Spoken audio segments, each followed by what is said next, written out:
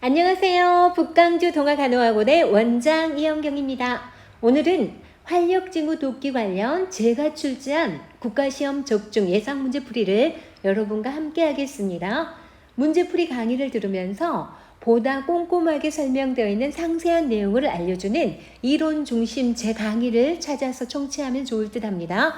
여기 우측에 제시되어 있는 이 강의인데요. 북강주 동아간호학원을 클릭하고 들어와서 활력증후 돕기 1, 2, 3, 4, 5 이런 것들을 찾아서 보시면 문제 풀 때 굉장히 원활하게 풀 수 있을 겁니다. 자, 그러면 시작합니다. 1번 고막체온 측정 방법이다. 올바른 것은 1. 고막체온계의 탐침 덮개는 하루에 한 번 교체한다. 2. 체온 측정하려는 귀의 귓바퀴를 소화는 후 상방으로 잡아당긴다. 3. 2 내지 5분 후 신호음이 울리면 체온계를 빼서 읽는다. 4. 탐침 커버는 사용 후 그대로 두었다가 사용 직전에 교체한다. 5. 중이염으로 분비물이 있는 환자는 고막체온을 측정하지 않는다. 네, 이 문제의 키워드는요. 고막체온 측정 방법이죠. 자, 올바른 답은 뭘까요? 네, 5번에 올바른 답이 있죠. 그러면 자, 어디가 잘못됐는가 볼까요? 1번 고막체온계의 탐침 덮개가 있어요. 이것은 하루에 한 번이 아니라 매 환자마다 교체합니다. 2번 체온을 측정하려고 할 때 귀의 귓바퀴를 잡아 당겨줘야 웨이도가 곧바로 펴지는데 이때 성인은 그 방향이 다르죠. 근데 소아는 후 상방이 아니라 후 하방으로 잡아 당겨줘야 되죠. 되게 중요합니다. 성인은 후 상방, 소아는 후 하방. 더 정확히 말하자면 3세 미만일 때만 후 하방이고 3세 이상에서부터 성인까지는 후 상방입니다. 그러나 특별한 언급이 없이 소아라고 할 때는 후 하방으로 해주셔야 된다는 거 알아두세요. 다음에 2 내지 5분, 어이구 이렇게 오래 걸리지 않습니다. 2 내지 5초가 지나면 바로 신호음이 울리면서 체온이 다 측정이 되는 거거든요. 그래서 분 잘못된 거예요. 2 내지 5초라고 하셔야 됩니다.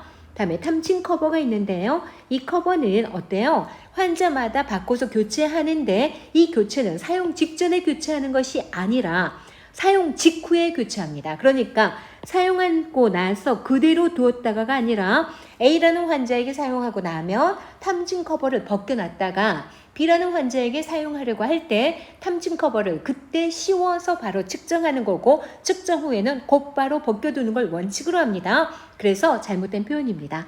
중이염이에요. 분비물이 있습니다.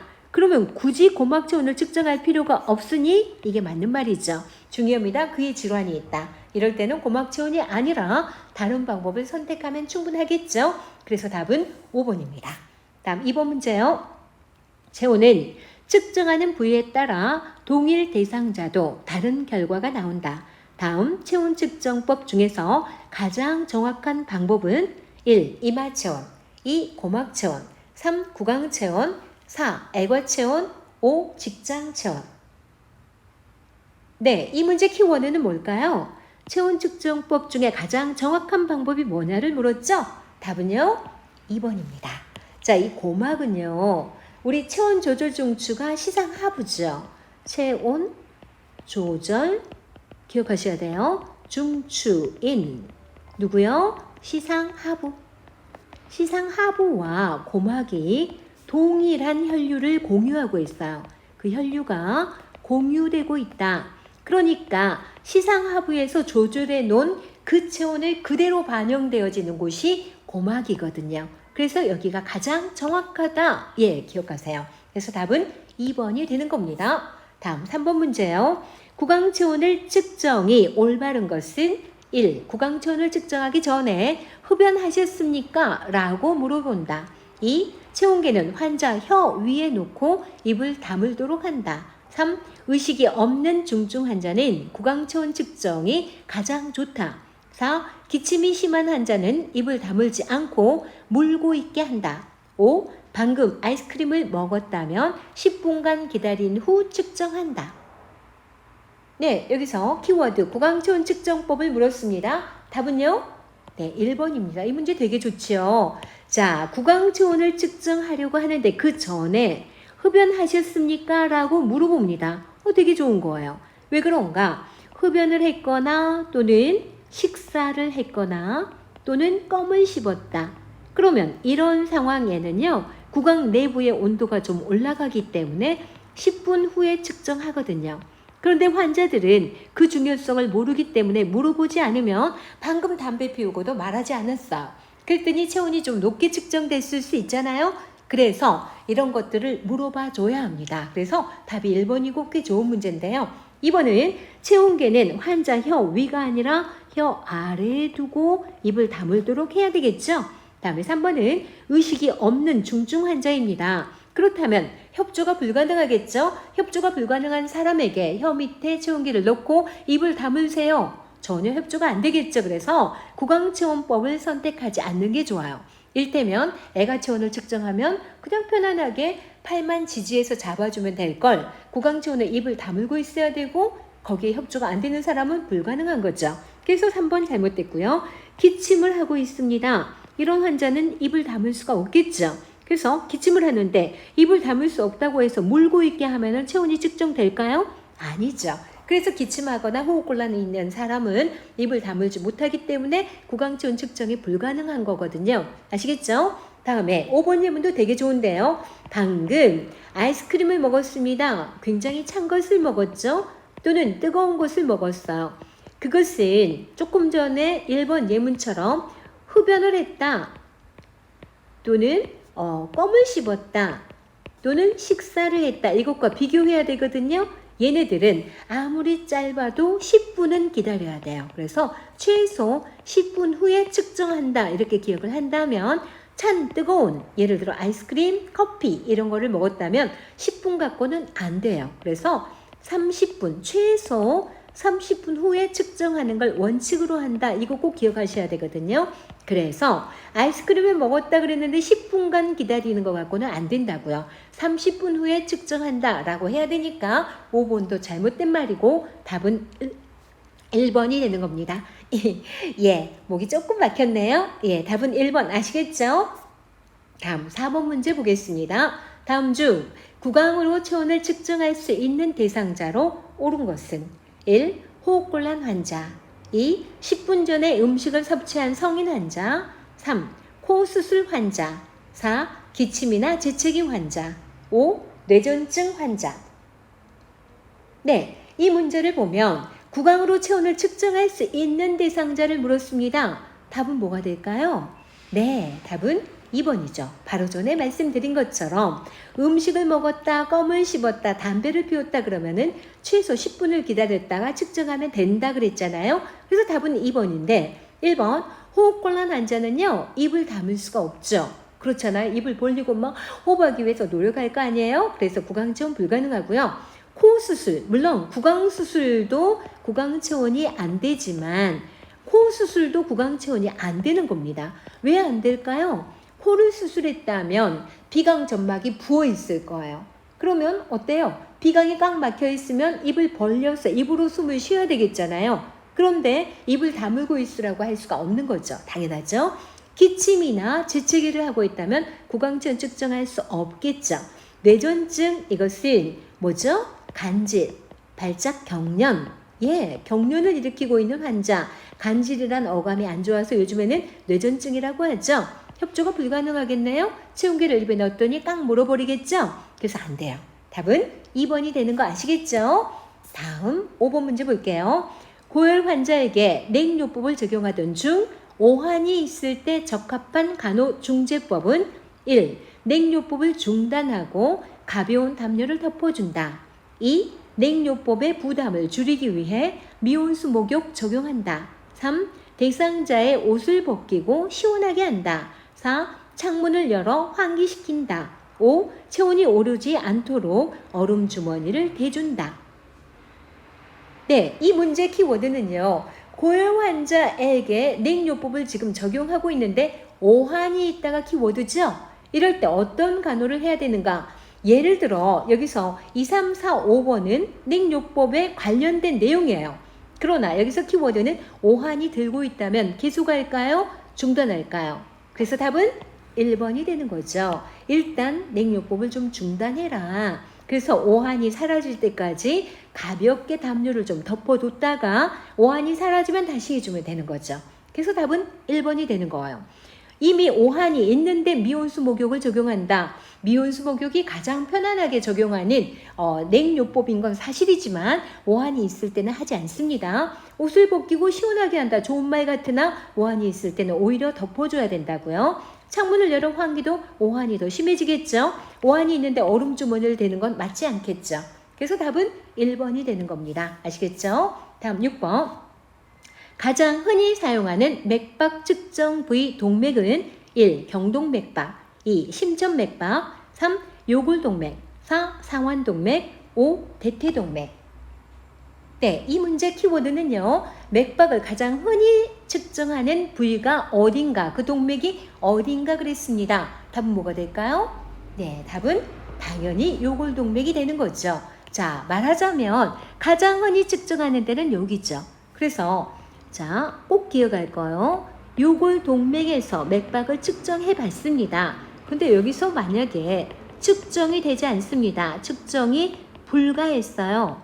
어떤 사람이었을까요? 예를 들어 수전증 환자라든가 또는 쇼크 환자라든가 또는 심폐소생술을 해야 될 대상자, 심폐소생술 대상자 이런 사람의 경우에는요.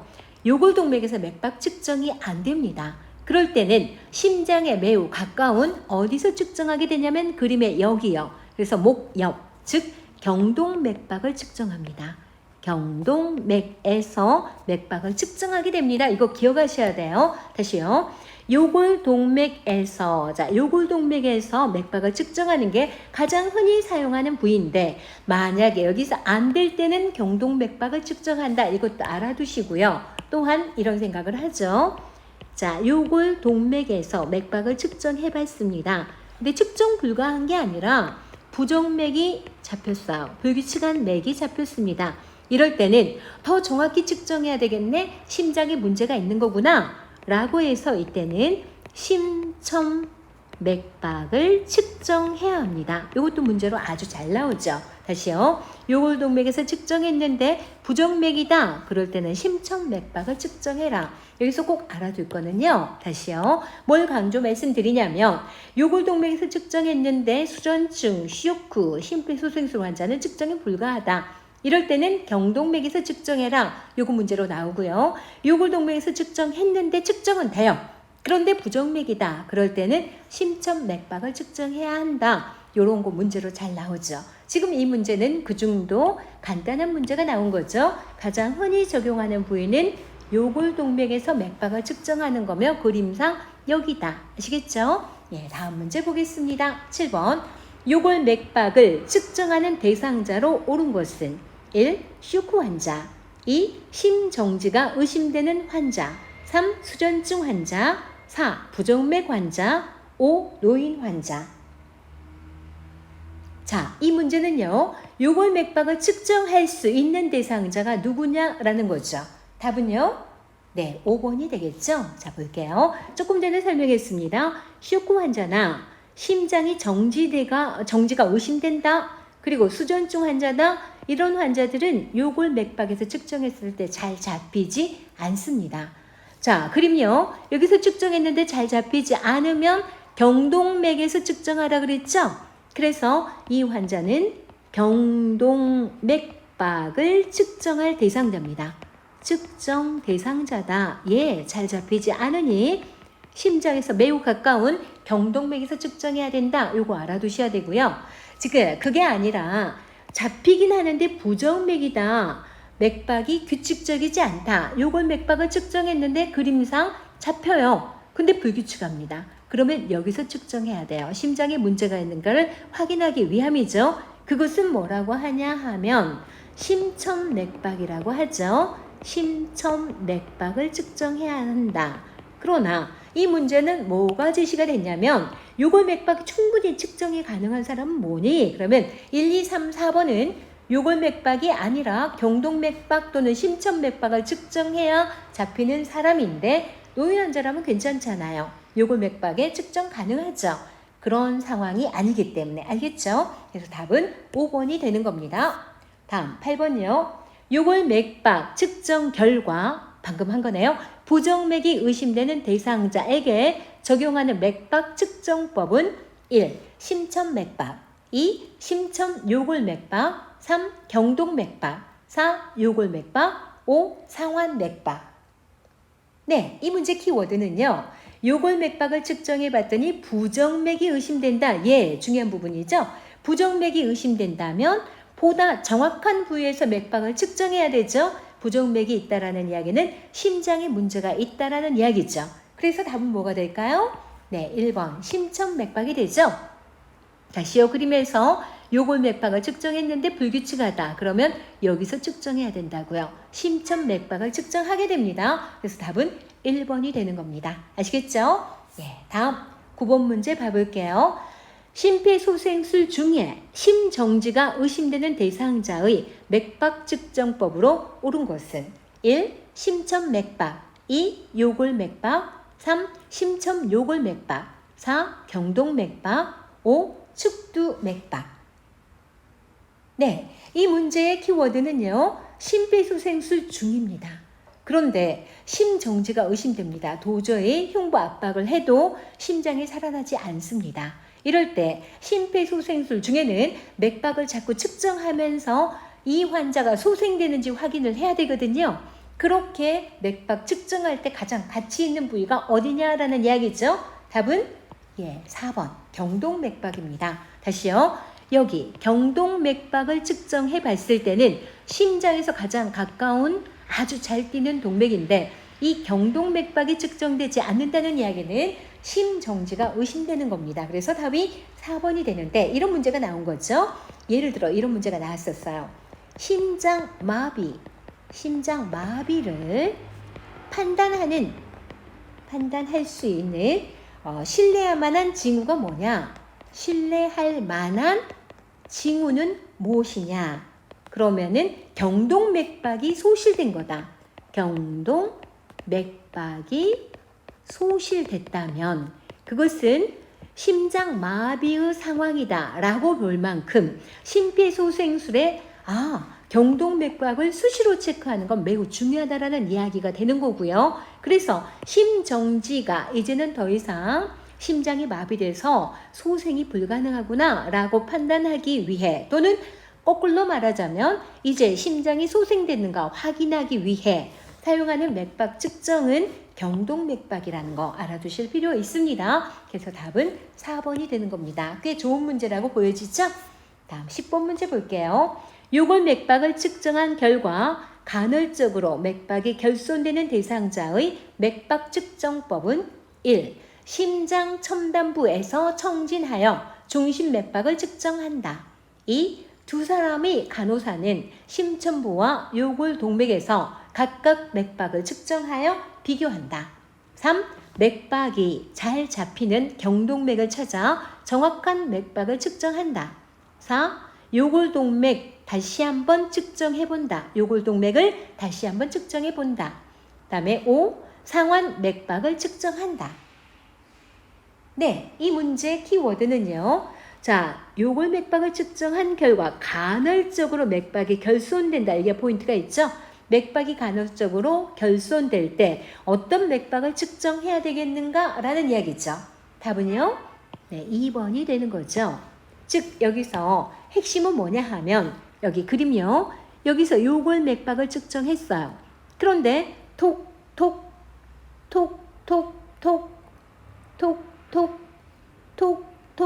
이렇게 하나씩 빕니다. 그래서 맥박이 결손되는 환자다.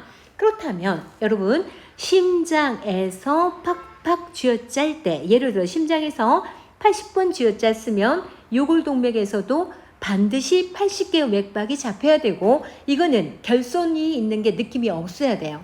그런데 그게 아니고 여기서 요골맥박이 70회만 잡혔습니다. 그러면 10개가 없어진 거죠. 그만큼 가끔 맥박이 결손된 거죠. 이럴 때는 한 사람의 간호사는 심청 부위에서 측정하고요. 한 사람의 간호사는 요골동맥에서 측정해서 비교해 봐야 돼요. 그래서 맥박에 몇 개가 빠지는가. 지금 여기 문제예요. 그래서 두 사람이 같이 동시에 측정합니다. 그래서 심천부와 즉 심천맥박을 측정하려는 거죠. 또 한 사람은 요골동맥에서 각각 좋아요. 신호와 함께 각각 맥박을 측정해서 비교해 봐야 합니다. 그랬더니 심천맥박에서는 80회가 뛰었는데 여기에서 요골맥박은 70개가 잡혔다. 그러면 맥박이 10개 결손됐구나. 이런 걸 우리는 결손맥박 또는 차질맥박이라고 합니다. 결손맥박이 의심되는 환자, 같은 말로 차질맥박이 의심되는 환자의 경우에는 아주 중요하게 강조요. 그런 경우에는 한 사람은 심천부에서 또 한 사람은 요골동맥에서 각각 측정해서 비교해 줘야 합니다. 이것을 뭐라고 부르냐 하면 이런 거를 우리는 심장첨단부와 요골동맥에서 같이 측정해서 비교한다. 그래서 심첨요골맥박이라고 합니다. 되게 중요하게 기억하셔야 합니다. 그래서 답은 2번이 되는 거예요. 다음 문제 봐보겠습니다. 자, 11번. 한 명은 좌측 쇄골 중앙선과 제4호 늑간이 만나는 지점에서 청진하고 또 한 명은 요골맥박을 촉진하여 각각 1분간 측정하여 비교하는 대상자는 1. 부정맥 환자 2. 차질맥 환자 3. 빈맥 환자 4. 심폐소생술 대상 환자 5. 서맥 환자. 네, 앞의 문제하고 상당히 비슷합니다. 자, 한 명은 좌측 쇄골 중앙선과 제5 늑간이 4호 늑간이 만나는 지점에서 청진하고 또 한 명은 요골맥박을 촉진합니다. 그래서 비교한다. 그래야 될 대상자는 방금 전에 뭐라 그랬죠? 답은 2번이 되겠죠. 자, 여기서 설명 키워드 볼게요. 한 명은 여기 좌측 쇄골 중앙선과 4호 늑간이 만나는 지점에서 청진한다. 이게 뭐죠? 심천맥박을 측정하겠다라는 이야기죠. 그림에 여기요. 심천맥박을 측정하겠다. 그리고 또 한 명은 요골맥박을 촉진하겠다. 여기서 측정하겠다. 그래가지고 비교해야 된다라는 이야기는 그게 한 번씩 맥박이 결손돼서 그 개수의 차이가 날 수밖에 없는 그렇게 느껴지는 차질맥 환자라면 그러할 거다. 자, 여기서 조금 설명 더 드려봐요. 지금 이렇게 흉골이 이렇게 있습니다. 흉골이 이렇게 있고요. 그 다음에 여기에는 늑골이 하나, 둘, 셋, 넷, 다섯, 여섯, 일곱, 여덟, 아홉, 열, 뒤에가 11, 12개 이렇게 있어요. 늑골 하나, 둘, 셋, 넷, 다섯, 여섯, 일곱, 여덟, 아홉, 열. 그리고 11, 12 이렇게 늑골이 12쌍이 있을 건데 여기서 지금 네 번째 4번 그리고 5번 지금 여기서 4, 5 늑골이 만나는 지점 그랬어요. 여기를 말하네요. 4와 5 늑골 그 사이. 그 다음에요. 여기서 쇄골 좌측 쇄골 중앙 여기가 지금 쇄골이라는 빗장뼈입니다. 쇄골요. 이렇게 쇄골이 있습니다. 그런데 좌측 그러면 여기 있죠. 좌측. 자, 좌측 쇄골 중앙선 그럼 여기요. 여기서 이렇게 내려오는 지점과 4, 5 늑골이 만나는 지점. 그러면 여기서 맥박을 청진하겠다라는 이야기인데 이 지점이 바로 어디냐 하면 이렇게 심천 부위입니다. 심천 부위를 이렇게 표현한 거예요. 좌측 쇄골 중앙선과 4, 5 늑골이 만나는 지점. 여기가 심천에서 맥박을 청진하고 또 한 사람은 요골 맥박에서 측정해서 비교하겠다. 그래서 차질맥 환자다. 같은 말로 결손맥 환자다. 이렇게 기억하시면 좋겠죠. 그래서 답은 2번이 되는 겁니다. 이런 유형의 문제가 계속 거론이 되고 있었습니다. 잘 기억해 두시게요. 다음에 12번 문제 볼게요. 요골 맥박 측정 결과 간헐적으로 맥이 소실됨을 확인했다. 이 대상자의 정확한 맥박 측정을 위해 요골 맥박과 동시에 측정해 비교하는 맥박 측정 부위로 옳은 것은 1. 경동 맥박 2. 상완 맥박 3. 심천 맥박 4. 반대쪽 요골 맥박 5. 반대쪽 상완 맥박. 보니까 같은 계열의 문제죠? 자, 볼게요. 요걸 맥박을 측정해 봤어요. 그랬더니 간헐적으로 맥박이 소실된다. 이거 중요한 표현이죠? 뭐죠? 결손맥이 있다라는 이야기죠. 이럴 때 이 대상자의 정확한 맥박 측정을 위해서 요걸 맥박과 동시에 어디에서 또 측정을 해서 비교하겠다는 이야기거든요. 그러면 여기서 지금 키워드 핵심은 요걸 맥박과 심천 맥박을 동시에 측정해서 비교한다. 이거 알고 있느냐? 이 문제죠. 그래서 답은 4번이 되는 겁니다. 아니 3번이 되는 겁니다. 심천 맥박. 아시겠나요? 예, 이런 것을 뭐라 한다고요? 심천. 요걸 맥박이라고 한다. 계속해서 문제로 나오고 있습니다. 요걸 맥박과 심천 맥박을 동시에 측정해서 비교합니다. 어떨 때요? 간헐적으로 맥이 소실되는 결손맥, 차질맥 환자라면 그러하다. 아시겠죠? 그래서 다시요. 요걸 맥박과 심천 맥박을 동시에 측정해서 비교한다. 이게 심천 요걸 맥박이라고요. 답은 3번이 되겠죠? 예, 다음 문제 보겠습니다. 자, 13번. 뇌순환 상태를 확인하는 데 도움이 되는 맥박 측정 부위는 1. 요골 맥박, 2. 심천 맥박, 3. 상완 맥박, 4. 경동 맥박, 5. 대퇴 맥박. 네, 이 문제 키워드는요. 뇌순환 상태를 확인하고자 합니다. 그럴 때 어디에서 맥박을 측정해 보면 뇌순환이 원활하게 되는가를 본다라는 이야기죠. 답은 뭘까요? 네, 4번이 되겠죠. 자, 그림요. 여기가 경동맥박입니다. 그러면 경동맥박이 통통통 잘 뛰고 있다면 뇌로 혈류가 잘 가고 있는 거잖아요. 그래서 뇌혈류 상태를 보려면 경동맥박을 측정해야 한다. 이 말이죠. 예전에 국가시험 문제 얘는 족배 발족이죠. 족배 발등에서 측정이 되는 족배동맥에서 맥박을 축지한다. 또 여기는 뭐냐면 후경골동맥이죠.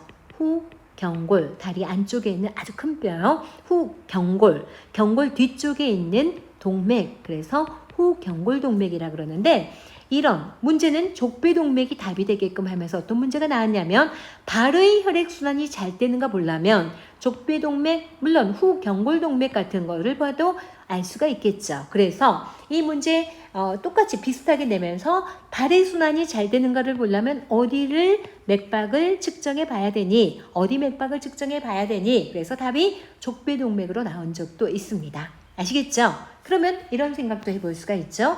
만약에 요골동맥에서 맥박을 측정해 본다라는 이야기는 손의 혈액순환이 잘 되는가 보기 위함이다. 이렇게 볼 수 있죠.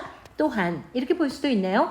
상완동맥에서 맥박을 측정해 본다면 어디의 혈액순환 상태를 보는 거니? 그러면 팔에 하박 쪽에 혈류가 잘 가는지 볼 수 있겠다. 뭐 이렇게도 볼 수 있죠.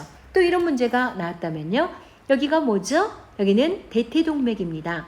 대퇴동맥에서 맥박을 측정해 봤다면 그것은 다리 쪽으로 혈류가 잘 가는가 보기 위함이다. 이처럼요. 다시 문제가 경동맥박을 측정해서 맥박이 통통 잘 뛴다면 뇌로 혈류가 잘 가고 있구나. 이걸 볼 수가 있는 거죠. 뭘 의미하는지 알겠잖아요. 그래서 이 문제 키워드 뇌순환 상태를 확인하려면 어디에서 맥박을 측정해 봐야 되는가. 그래서 답은 경동맥박이다. 아시겠죠? 예, 다음 문제 보겠습니다. 14번. 호흡 측정법과 호흡 조절에 관련된 내용으로 옳은 것은 1. 대상자가 모르게 맥박 측정 후 요골동맥에 손을 얹은 채로 측정한다. 2. 숨을 한 번 들이마시고 내쉴 때마다 각각 1회로 측정한다. 3. 아동의 호흡 측정을 할 때는 30초 측정하여 2를 곱한다. 4. 숨을 들이마실 때 횡격막이 올라간다. 5. 혈액 내 CO2가 증가하면 호흡수가 감소한다. 네, 이 문제 키워드는요. 호흡 측정법 그리고 호흡의 조절에 관련된 내용으로 옳은 것을 찾으라고 했습니다. 답은요? 네, 1번이죠. 아주 쉬운데 답이 있네요. 이 호흡은요. 의도적 조작이 가능하죠. 의도적으로 조작할 수가 있어요. 맥박은 의도적으로 조작이 안 되지만 뭐 혈압도 또 체온도 의도적으로 조절이 안 되지만 호흡은 의도적으로 내 의지에 따라 조절이 될 수 있다고요. 호흡수를 빠르게 할 수도 있고 느리게 할 수도 있기 때문에 호흡 측정만큼은 아주 중요하게 보는 것이 모르게 측정해야 된다. 그래서 맥박을 측정하고 나서 아직도 맥박을 측정하는 것으로 대상자가 이해할 수 있도록 요골동맥에서 손을 떼지 않고 그대로 얹은 채로 호흡을 측정합니다. 그러면 환자는 호흡을 의도적으로 조절하지 않고 그냥 편안하게 호흡을 하고 있겠죠? 이럴 때 측정해라 라는 이야기입니다. 그러면 2번은 뭐가 잘못됐는가 하면 숨을 한번 들이마시고 내쉬는 것을 한꺼번에 세트로 해서 1회로 측정하는 거지 각각 1회로 측정하는 게 아니죠. 무슨 말인지 알겠죠? 들이마시는 흡기와 내쉬는 호기를 한꺼번에 세트로 해서 1회로 측정하는 것이기 때문에 각각이라는 표현이 잘못된 거죠. 또한 아동의 경우에는요. 이 아이가 호흡에 문제가 없다 하더라도 반드시 1분간 측정하는 걸 원칙으로 합니다. 아동은 무조건 1분간이고요. 예를 들어 성인의 경우에는 30초 측정해서 2를 곱할 수도 있거든요. 그러나 상태가 위중한 성인이라면 반드시 1분간 측정하고요. 또는 새롭게 입원한 환자, 새로운 환자, 그러면 그 환자 상태를 모르기 때문에 1분간 측정해야 해요. 그러나 아동의 현재 상태가 어떠하냐고 상관없이 무조건 1분간 측정해야 되기 때문에 3번 잘못된 말입니다. 그 다음에 숨을 들이마실 때, 그 말은 흡기할 때 횡격막은 내려간다라고 표현이 되어져야죠. 자, 그림 표현해 볼게요. 폐는 이처럼 되어지기도 하고요. 또 이처럼 되어지기도 합니다. 폐는 그 사이즈가 많이 다르죠. 그러면 여기서 지금 이게 지금 횡격막입니다. 횡격막이 이렇게 있다가 이렇게 올라갑니다. 그러면 횡격막이 오르락 내리락 하면서 호흡이 조절되는 거잖아요. 맞아요. 그러면 자, 이 그림은 숨을 크게 들이마셨을 때요. 즉 흡기 들이쉬었을 때 자, 호흡을 들이마시면 폐 사이즈가 커지기 때문에 횡격막은 내려간다. 내려간다 라고 기억을 하셔야 되고요. 뭐가요? 횡격막이.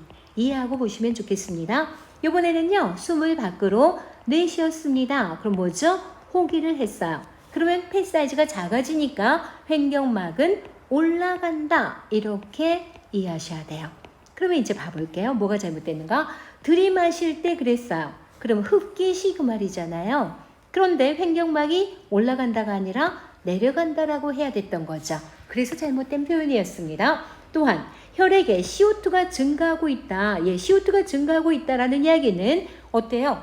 호흡을 제대로 못했다라는 이야기죠. 그러면 호흡 중추인 연수에서는 호흡수를 감소시키는 것이 아니라 증가시킵니다. 제가 이런 표현 드려볼게요. 어떤 사람이 호흡이 곤란합니다. 호흡이 곤란하고요. 또 호흡이 정지되어 있습니다.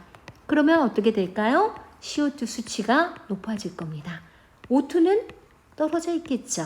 이 상태를 누구한테 정보를 제시하냐면 호흡 조절 중추인 연수에 정보 제시가 되어질 겁니다. 그럼 연수에서는요, 큰일 났잖아요. 그래서 교감신경을 흥분시킵니다. 교감신경을 흥분시켜서 호흡을 굉장히 빠르게 하도록 합니다. 호흡수를 증가시키고 호흡을 굉장히 심호흡하도록 할 겁니다. 지금 그 이야기예요. 다시 볼게요. 다시요. 호흡이 곤란하거나 호흡이 정지됐다는 사람은 CO2가 올라갑니다. 물론 O2는 떨어졌겠죠. 특히 CO2를 중요시 볼 건데요. CO2가 올라가 있으면 연수에서 호흡수를 증가시키기 위해서 교감신경 흥분시킬 거거든요. 그러면 자 볼게요. 여기서 지금 혈액 내 CO2가 증가했다 그랬어요. 그럼 호흡이 감소되는 게 아니라 증가한다라고 해야 맞겠잖아요. 그래서 5번 예문도 잘못된 것입니다. 아시겠죠? 그래서 답은 1번이 되는 거죠. 자, 다음 문제 풀어볼까요? 15번. 우련성 심부전증 환자에게 나타나는 특징적 호흡으로 옳은 것은 1. 케톤산 배출을 위해 깊고 빠른 쿠스말 호흡.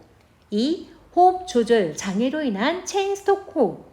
3. 정맥혈 귀환량을 줄이기 위한 기저호흡. 4. 호흡 중추 억압으로 인한 완소호흡. 5. 산소 공급 증가를 위한 과도 호흡. 네, 여기서 키워드는요. 우려성 심부전증 환자죠. 이 환자에게 어떤 호흡이 특징적으로 나타나는가라는 이야기인데요. 답은요. 네, 3번입니다. 자, 그러면 제가 이런 표현을 좀 드려볼게요. 자, 이렇게 환자가 있어요. 이렇게 환자가 있는데요. 이 환자는 심장이 망가져서 심장에서 혈액을 잘 박출해내지 못합니다. 그러면 심장의 혈액이 우려되겠죠. 그래서 우려성 심부전증을 가지고 있습니다. 이 사람은 심장에서 피를 뿜어내지 못해서 심장에 있는 혈액을 감당할 그런 능력이 없어요. 그럴 때 자, 혈액순환을 마치고 이렇게 심장으로 혈액이 되돌아가는 것을 감당하기 어렵거든요. 그래서 어떻게 하려고 하냐면 자꾸만 앉으려고 해요. 그래서 밑에서부터 이렇게 혈액이 올라오는 거를 그러지 못하도록, 그 말이 곧 정맥혈이 귀환하지 못하도록 그걸 줄이기 위해서 앉아서 숨을 쉰다라는 이야기입니다. 이런 호흡을 기저호흡이라고 한다. 다시 말씀드려요. 심장의 기능은 펌프 기능이다. 근데 심장에서 펌프 기능이 잘 되지 못할 때는 심장에 있는 혈액을 감당하지 못하기 때문에 정맥혈이 심장으로 되돌아오는 것을 너무 힘들어할 거다. 그래서 환자 스스로 일어나 앉아서 숨을 쉬려고 할 겁니다. 이게 기저호흡이고 이거는 우려성 심부전증 환자의 매우 특징적인 호흡입니다. 그래서 답은 3번이 되는데요. 그러면 1번은요. 케톤산 배출을 위해 깊고 빠른 쿠스마 호흡을 하는 거는 당뇨성 혼수 환자에게 나타나는 겁니다. 당뇨성 혼수 환자의 경우에는 당뇨병이 조절이 너무 안 되면 이제 혈액에 있는 당을 소변으로 너무 많이 배설시키고 나면 피하지방의 지방을 당으로 전환하는 과정에 케톤이 너무 많아요. 그러면 산증에 빠지면 안 되기 때문에 이걸 배출하기 위해서 깊고 빠른 호흡을 하는데 그런 호흡을 쿠스말 호흡이라고 하고 이거 국가시험 문제로 최근에 거론되기도 했죠. 그런가 하면 호흡 조절 장애로 인한 체인스톡 호흡, 체인스톡 호흡은 임종 환자에게 나타나는 특징적인 호흡입니다. 임종 환자 이것도 꼭 기억하셔야 되고요. 또한 호흡 중추가 억압이 되어서 호흡이 완서 느리게 쉬고 있다. 이거는 몰핀을 투약했을 때 모르핀, 몰핀 또는 데메로를 투약했을 때 이게 마약성 진통제죠. 이런 걸 투약하면 호흡 중추가 억압되기 때문에 호흡수가 느려지거든요. 완소호흡이 될 수 있거든요. 이런 식으로 접목해서 기억해 두는 거 필요할 겁니다. 다시요. 핵심 잡아드려요. 쿠스말 호흡은 당뇨성 혼수에게 나타나는 호흡이며 체인스톡 호흡은 임종 환자에게 나타난다. 그리고요. 호흡 중추가 억압돼서 호흡수가 느려져요. 그러면은 몰핀이나 데메롤 같은 걸 투약했을 때 그럴 수 있다. 오늘 문제는 뭐가 나와 있냐면 우려성 심부전증 환자다. 그러면 기저호흡이 나타날 거다. 답은 3번이 된다는 말씀 드려요. 아시겠죠?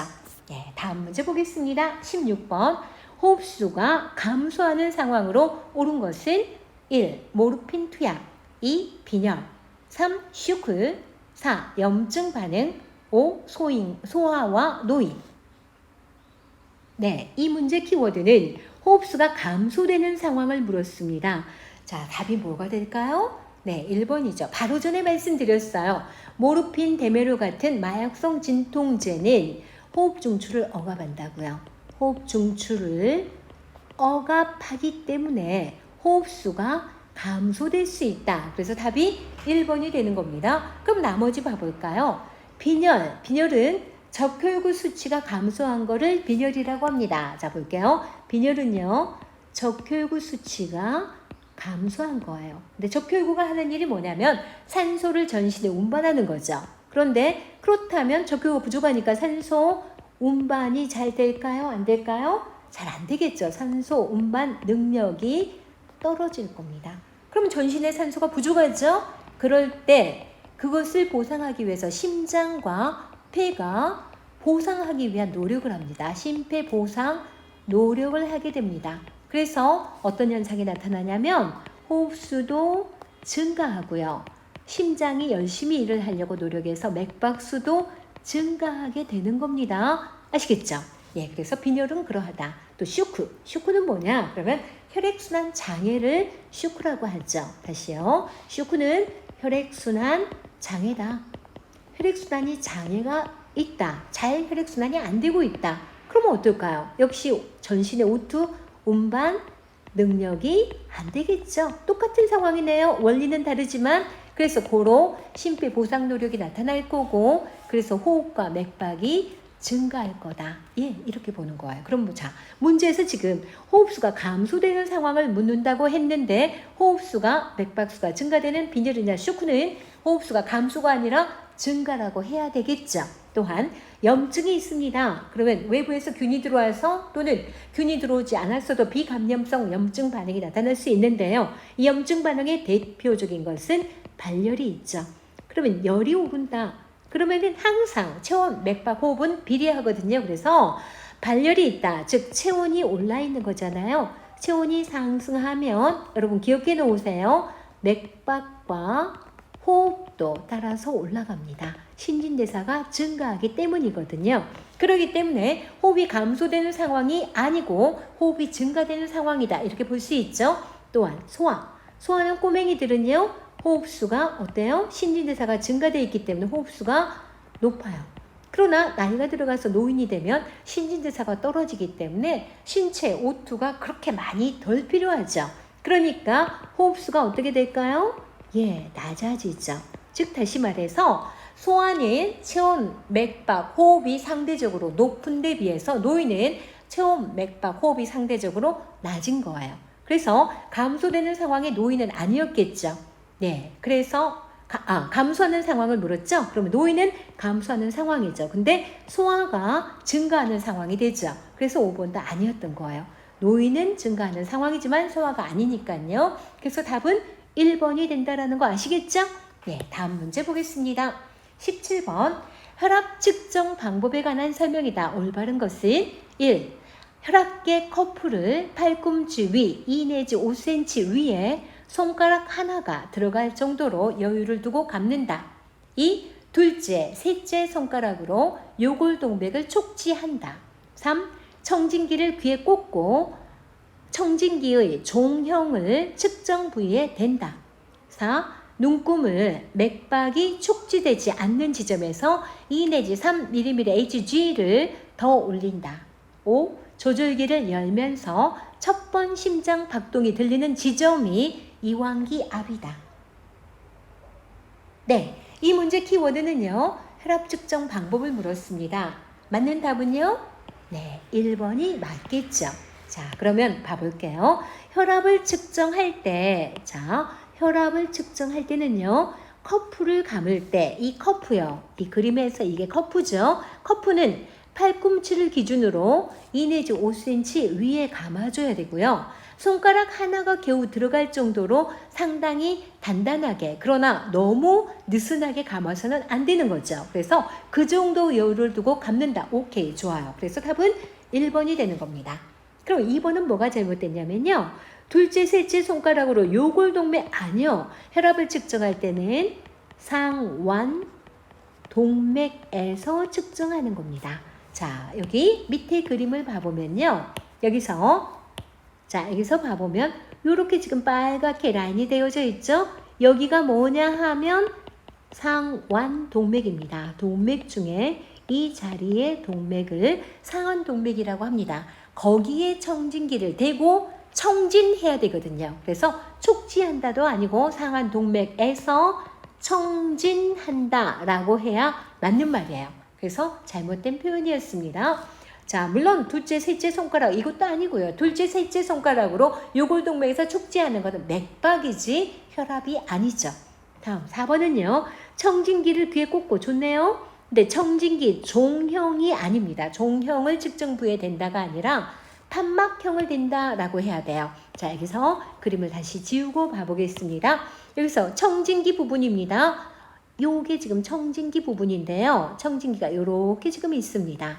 자, 이것을 옆에서 본 모습으로 표현을 해보자면요. 청진기가 이렇게 있고 이렇게 해서 이렇게 지금 귀에다 꼽는 부분입니다. 그러면 여기서요. 좀 좁은 부분이 있죠. 여기는 종형이라고 합니다. 종형. 그 다음에 넓은 부분이 있죠. 여기를 판막형이라고 합니다. 판막형. 그러면 이 판막형이 더 넓기 때문에 청진하기 좋거든요. 그래서 판막형 부분을 여기 상완동맥에다 갖다 대야 되거든요. 그런데 여기서 보니까 뭐라 그랬냐면 종형을 그랬죠. 그러니까 잘못된 거예요. 판막형을 댄다라고 해야 맞아요. 다음에 눈금을 맥박이 촉지되지 않는 지점에서, 여기서 꽤 중요한 표현인데요. 맥박이 촉지되지 않는 지점에서 2 내지 3이 아니라 20에서 30mm Hg만큼 더 올린다 라고 표현이 됐어야 해요. 그래서 이게 어떻게 잘못됐는가 이해를 돕기 위해서 자, 이 그림을 가지고 설명을 드려볼게요. 자, 여기서요. 여기 커플을 공기를 빵빵빵 집어넣습니다. 조절기를 잠그고 그다음에 이렇게 펌프질을 해서 공기를 슉 집어넣으면 그 공기가 이리 들어가지면서 자, 여기서 이렇게 올라갈 겁니다. 눈금이 올라갈 거예요. 그런데 이 눈금이 올라갈 때 손으로 잡았으면 맥박이 촉지가 안 되는 지점이 있을 거고, 만약에 귀에서 청진했다면 소리가 안 들리는 그 지점이 있었을 거예요. 그 지점. 그러면 여기서 자, 이만큼 지점이었는지 이만큼 지점이었는지 자, 너무 낮게 설정해서 표현했기 때문에 자, 요만큼에서부터 소리가 들리지 않았다. 그러면 소리가 들리지 않는 지점을 수축 압으로 예상되는 지점입니다. 수축 압으로 예상되는 지점에서 바로 측정하기 시작한 게 아니라 거기에서 조금 더 올라가라고요. 얼만큼 올라가냐면 20에서 30mm Hg만큼 더 올려라. 그래가지고 어떻게 할 거냐? 이제 조절기를 풀어줄 겁니다. 조절기를 살짝 풀어주면서 청진기 귀에 대고 있는 청진기로 들어보면 여기서 이제 내려올 거예요. 풀어주니까 이렇게 쭉뚝뚝뚝뚝뚝 내려오다가 여기서 첫 소리가 들릴 겁니다. 이 첫 소리가 들리는 지점이 수축압이고요. 툭툭툭툭 해서 여기까지 소리가 들렸습니다. 그러면 그 지점을 뭐라 그러냐면 이완기압, 즉 이완압이라고 합니다. 그래서 여러분 꼭 알아둘 거는요. 첫 심박 소리가 들리는 지점은 수축기압이고요. 마지막 소리가 끝나는 지점 또는 소리가 갑자기 약해지는 지점이 있어요. 여기를 이완압이라고 할 겁니다. 이걸 측정하려면 수축압으로 예상되는 지점까지만 올리는 게 아니라 거기서 어느 만큼의 여유를 더 올려줘야 된다고요. 그래서 어느 만큼 올려주니 이만큼 더 올렸어요. 그래서 여기서부터 내리다가 첫 소리와 마지막 소리를 듣는 거거든요. 그래서 지금 4번 예문을 보니까 맥박이 촉지되지 않는 지점, 그 말은 수축압으로 예상되는 지점, 그 말이에요. 수축압으로 예상되는 지점에서 20에서 30만큼을 더 올렸다가 조절기를 풀고 소리를 들어서 수축압, 첫 소리, 마지막 소리, 이완압 이렇게 들어야 되기 때문에 4번 2 내지 3mm 이게 잘못됐다고요. 계속해서 봅니다. 5번은요. 조절기를 열면서 첫 번 심장 박동 소리가 툭툭 들리기 시작할 겁니다. 그 지점이 이완기 압이 아니라 뭐라고요? 수축기 압이라고 해야죠. 그래서 역시 5번도 잘못된 표현입니다. 그래서 답은 1번이 되는 겁니다. 꼼꼼하게 잘 기억하고 2번, 3번 들어서라도 확실한 이해를 해두시기 부탁을 드리겠습니다. 예, 다음 문제 보겠습니다. 18번이요. 혈압 측정 방법 등의 오류로 실제보다 높게 측정되는 상황은 1. 혈압계 측정 띠가 잘못 못하죠? 띠가 너무 넓은 경우. 2번 혈압계의 조절기를 너무 빨리 열어 눈금을 빨리 떨어뜨린 경우. 3번 팔의 높이가 심장보다 높은 경우. 4번 혈압계 측정 띠를 너무 느슨하게 감은 경우. 5번 대상자가 수면 중에 혈압을 측정한 경우. 자, 여기서 문제는요. 혈압 측정하는데 그 오류로 실제보다 높게 측정되는 상황이 있을 겁니다. 그게 뭐냐라는 이야기죠. 답은요. 네, 4번입니다. 그럼 봐볼게요. 측정띠가 너무 넓으면요. 즉 꼬맹이에게 성인껏 그 혈압 커플을 감아두면 측정띠가 너무나 넓었다면 낮게 측정되는 겁니다. 거꾸로 성인에게 소아의 측정띠가 아주 좁은 걸 사용하면 높게 측정돼 버리거든요. 그처럼 혈압계 측정띠, 즉 뭐죠? 커프는 그 넓이가 상박 길이의 3분의 2 정도 돼야 되고 12에서 14cm 정도 돼야 되는데 너무 넓으면 낮게 측정되는 거예요. 그래서 답이 아닌 거죠. 다음에 두 번째는요. 혈압계의 조절기를 너무 빨리 열어서 너무 빨리 열면 바람이 확 새겠죠. 그러면 눈금이 빨리 떨어뜨려질 겁니다. 그러면 어떻게 될 건가? 자, 그림 봐볼게요. 이렇게 커프질에서 공기를 집어넣으니까 이렇게 올라가고 있었어요. 자, 여기까지 올렸습니다. 예, 이렇게 올려가지고요. 여기서부터 이제 차츰 내릴 겁니다. 1초에 2 내지 3mm Hg 정도 속도로 내리거든요. 근데 여기서부터 소리가 들린다고 할게요. 그럼 여기가 수축기 압입니다.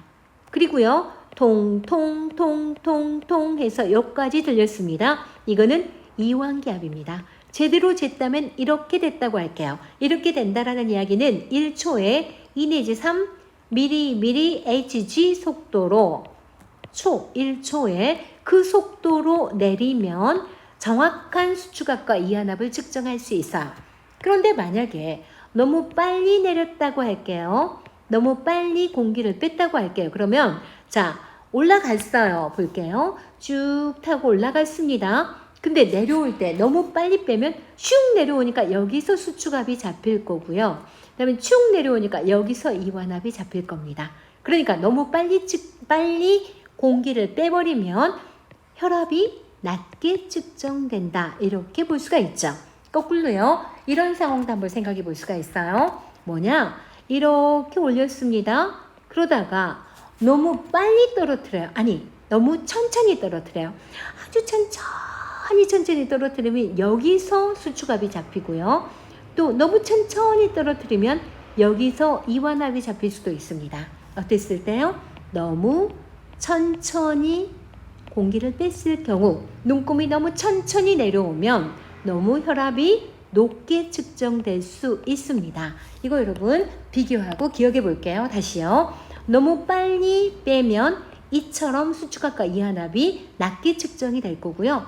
너무 천천히 빼면 이처럼 수축압과 이완압이 너무 높게 측정이 될 겁니다. 그래서 그런 일이 없도록 하려면 어떻게 해줘야 되냐면 1초에 2 내지 3mm Hg 속도로 했을 때 정확한 수축압과 정확한 이완압을 측정할 수 있단다. 이거 꼭 알아두셔야 됩니다. 자, 그래서 예문을 한번 또 봐보면 이렇게 돼 있죠. 너무 빨리 뺐다 그랬습니다. 너무 빨리 뺐을 경우에는요. 어때요? 혈압이 너무 낮게 뚝 떨어져 버리죠. 그래서 너무 낮게 측정될 겁니다. 문제는 높게 측정된 경우를 찾으라고 했으니까 2번도 아닌 거죠. 3번은 팔의 높이가 심장보다 높다라고 했습니다. 자, 이 그림 표현할게요. 원래는 어떻게 해야 되니? 그러면 자, 여기가 이렇게 심장이 있습니다. 그러면 이 심장 높이를 감안할 때 팔이 이렇게 심장 높이와 동일해야 돼요. 그래야 정상적인 혈압을 측정할 수 있는데 팔이 이렇게 높아요. 그러면 어떨까요? 혈류가 잘 가요? 못 가요? 잘 못 가요. 그러니까 혈압이 낮게 측정될 겁니다. 거꾸로요. 이렇게 팔 높이가 심장보다 낮습니다. 그러면 혈액이 너무 많이 쏠리겠죠. 이쪽으로 혈액이 너무 많이 쏠려요. 그러니까 혈압이 높게 측정될 거다. 그래서 팔의 높이가 심장보다 낮으면 높게 측정되고요. 팔의 높이가 심장보다 높으면 낮게 측정된다. 이거는 무조건 외우려고 하지 말고 이해를 위주로 보셔야 할 겁니다. 자, 여기 보니까 팔의 높이가 심장보다 높은 경우에는 어떻게 측정된다고요? 낮게 측정될 거다. 낮게 측정된다. 뭔지 알겠죠? 다음에 혈압계 측정띠를 너무 느슨하게 매면요. 이 점 여러분 잘 생각해 볼게요. 너무 느슨하게 매면 어떤 점이 있냐면 처음에는 이렇게 펌프질을 막 해도 부풀려지지 않으나 결국은 너무 꽉 조이면서 너무 꽉 조여졌을 경우에는 혈압이 높게 측정돼 버리는 거거든요. 그래서 이럴 때는 오히려 높게 측정된다. 그래서 답이 4번이 되는 거예요. 그래서 너무 느슨하게 하지 말아라. 커프를 감아서 손가락 하나가 들어갈 정도로 단단하게 어느 정도만 여유를 가지고 측정띠를 메워주어라 라고 하는 거거든요. 그래서 여기서 답은 4번이 되는 겁니다. 자, 그러면 5번은요. 대상자가 잠을 자고 있습니다. 수면 중이라면 혈압이 어떻게 나올까요? 좀 낮게 측정될 겁니다. 잠을 자고 있다면 전체적으로 대사가 떨어지기 때문에 혈압도 낮게 측정될 겁니다. 그래서 답은 높게 측정될 케이스는 4번만 맞았다는 이야기입니다. 아시겠죠? 이것도 정확한 원리를 파악하기 위해서 한 2번, 3번 듣고 이해해 두시는 것도 좋을 것 같습니다. 다음 19번요. 혈압 측정 방법으로 옳은 것은 1. 혈압계를 심장 높이와 일치하게 놓는 것이 중요하다. 2. 혈압 측정띠의 2줄 고무관이 어깨 쪽으로 가도록 커프를 감는다.